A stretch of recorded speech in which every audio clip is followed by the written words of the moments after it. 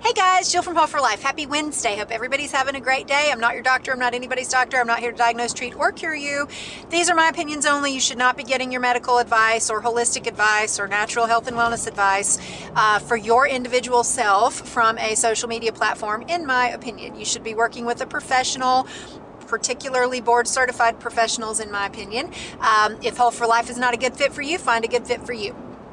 I'm going to answer a question that I received a whole bunch of times yesterday after I posted that video that was somewhat cryptic about the retatrutide, and I'm going to say that today. We're going to see how this video goes. I'm going to try to go back to saying the words and we'll see how it goes. I did receive some input on that, so we're just going to see. So the question that I received was, is that true for all of the, now I do know this word is still a word that'll get you taken down, so the GLPs. There are 3 of those. Basically, there is another one coming down the pike, but there's 3 basically that everybody knows about. That's the one that starts with an S and ends with a glutide, the one that starts with a T and ends with a zide, and the one that starts with an R and ends with a tide. Those are the 3. As far as continuous dosing on those, the literature suggests that if you're using a pure product, and again, that's all I ever talk to you about. I will reference other things when I'm showing you the differences, but I am only speaking of a pure peptide. Hopefully that won't get taken down.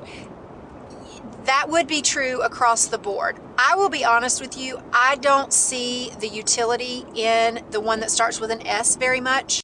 So as I was saying, I don't really see the utility in that one long term or even short term, honestly, unless you're looking to create a little bit of metabolic confusion.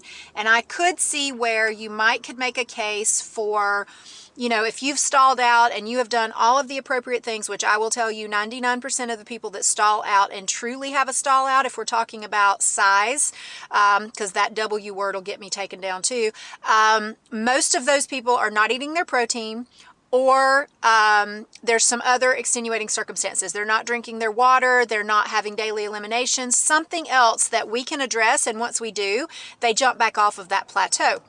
Now, a true plateau is 6 weeks with no movement in inches or LBS. And so keep that in mind as well. A true plateau as far as your blood sugars are concerned, it's same thing. 6 weeks without any positive movement if you need positive movement. And that's a whole other conversation. So I can see where to create some metabolic confusion, you would short term switch to another one of those, and that one with an S might be an option there. It is the most cost-effective one for sure, but we really don't advocate it very much or advocate for it very much because I want you to get the most bang for your buck, both physically as well as financially. And so if you can take the one with a T, for example, that has been extensively studied for a ton of other health benefits, plus you get that one thing that you're looking for or the 1 or 2 things you're looking for, why would you not do that? It's got tons of preventative benefits. It's got tons of active benefits, hormone balancing, things of that nature. Again, I'm not making medical claims. I'm just telling you, go read the peer-reviewed clinical trials yourself. You can read them for yourself. And if you notice, 90% of those peer-reviewed clinical trials are not on the prescription of those. It is on the peptide that has been added to that prescription, or that is the main component of that prescription. Keep that in mind. And if you haven't watched my videos explaining the difference, you need to do that. So when I'm telling you that we're talking about the pure form of that, that's what those clinical trials, most of them are based on, not the prescription that has a whole bunch of other stuff added to it. So why not do that one? Or the one that starts with an R. If you have a liver issue, let's just say it that way. If you need to drop some LBS, if you need to have some hormone stabilization, if you need some inflammation control, but you are not the person that has a tendency to overeat or the person who thinks about food all the time. Now, it does have some of that GIP in it, so it does have the ability to help you some with that, but not nearly as much as the one that starts with a T. That one, being just a dual agonist like it is, that one really for food noise people, for significant overeaters, that's the choice in my opinion. But there are so many boxes that get checked with those other two that just don't get checked with that S. But if the question is merely, can I continue on that forever? There's no clinical data to support that you can't. I think it's totally up to you if you want to stay on it. Like I said, I have just recently started a microdose of the one that starts with a T. And that is for prevention based on my genetic profile and based on my family history. So it's really not for losing LBS. With NAD, the right kind of B vitamins, and eating Mediterranean lifestyle 90% of the time, I was able to drop the inflammation. Most of that is attributed to NAD for me, honestly. And even to this day, like, I can see huge results with NAD.